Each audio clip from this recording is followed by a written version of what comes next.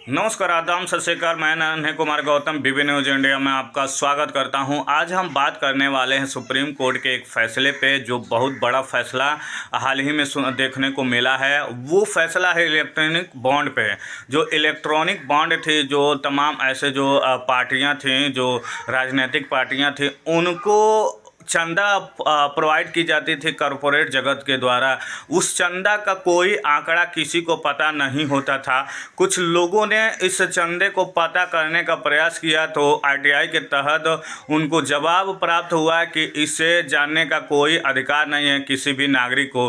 तो इस पर तमाम ऐसे वाद दायर की गई थी। वाद दायर करने के बाद सुप्रीम कोर्ट ने इस इलेक्ट्रॉनिक बॉन्ड जो है उस बॉन्ड को रद्द कर दिया, और रद्द करने के बाद जितने भी लोग इसमें फंड दिए थे, जो भी इसमें चंदा देने का काम किए थे इलेक्ट्रॉनिक बॉन्ड के तहत, उन सारे लोगों का नाम जाहिर करने की मांग की है। और हो सकता है कि आने वाले वक्त में जितने लोग उसमें चंदा प्रोवाइड किया है, तो वो चंदा कहीं ना कहीं अब हो सकता है कि जो भारत का सरकार की जो संपत्ति है उसके अंतर्गत जाएगी, और उसके अंतर्गत वो सारी संपत्ति जब्त हो जाएगी। तो ऐसा सुनने को मिल रहा है, तमाम ऐसे लोगों के द्वारा भी कहा जा रहा है। और सुप्रीम कोर्ट के इस फैसले से जब इलेक्ट्रॉनिक बॉन्ड को बैन किया जा रहा है, तो इससे साफ जाहिर होता है कि ये कहीं ना कहीं जितने भी उसमें पैसे होंगे वो कहीं ना कहीं वर्तमान जो भारत की जो जनता है, जनता के अधीन वो पैसे हो सकता है शिफ्ट हो जाएं, और कहीं ना कहीं भारतीय खजाना में उसे सुरक्षित किया जाएगा।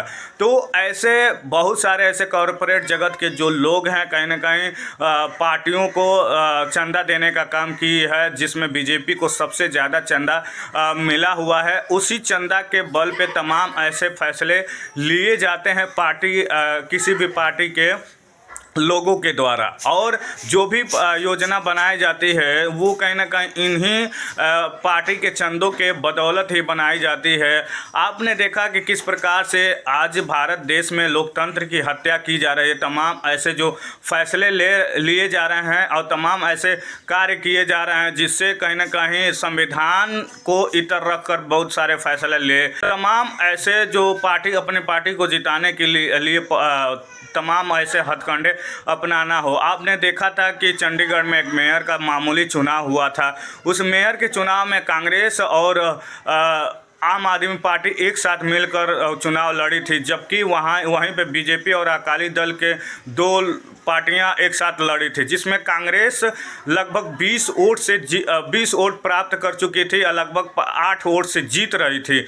लेकिन वहां पे जो निर्वाचन आयोग का कोई ऐसा अधिकारी था, वो अधिकारी कहीं ना कहीं उस कांग्रेस के जो भी 8 वोट थे उनको कहीं ना कहीं क्रॉस कर दिया। क्रॉस करने के बाद वहाँ पे बीजेपी के एक मेयर नियुक्त किए हो गए, और बीजेपी के मेयर को जिता दी गई। और जिताने के बाद जब कांग्रेस और आम आदमी पार्टी सुप्रीम कोर्ट में याचिका दायर किया, तो वहाँ से सुप्रीम कोर्ट ने एक बहुत बड़ा जांच किया, और जांच करने के बाद पता चला कि ये कहीं ना कहीं जो निर्वाचन आयोग का जो व्यक्ति था वो कहीं ना कहीं घपला किया था, और तमाम ऐसे वोटों को क्रॉस करने का काम किया था, और धोखाधड़ी से बीजेपी को जिताने का काम किया था। तो सोचिए, एक मामूली सी जो मेयर का चुनाव है, इसमें इतनी बड़ी धांधली हो रही। तो जिस प्रकार से सुप्रीम कोर्ट के वकीलों का कहना है कि ये कहीं ना कहीं ईवीएम में भी बहुत बड़ा घोटाला हुआ है। तो सोचिए कि एक मेयर के चुनाव में इतना घोटाला हो रहा है,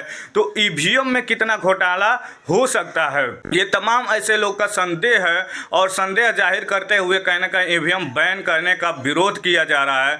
और विरोध करने के बाद ये बताया जा रहा है कि आने वाले 2024 के चुनाव जो होने वाले हैं, उस चुनाव में कहीं ना कहीं बैलेट पेपर से चुनाव कराने की मांग की जा रही है कि बैलेट पेपर से चुनाव हो, क्योंकि जो इलेक्ट्रॉनिक जो ईवीएम है वो कहीं ना कहीं विश्वसनीय नहीं है। इसलिए हमको बैलेट पेपर पे फिर से लौट जाना चाहिए, और 2024 का चुनाव बैलेट पेपर से होनी चाहिए। वीडियो कैसी लगी? अगर अच्छी लगी तो वीडियो को लाइक करें, सब्सक्राइब करें, और बेल आइकन घंटी को दबाना ना भूलें। नमस्कार दोस्तों।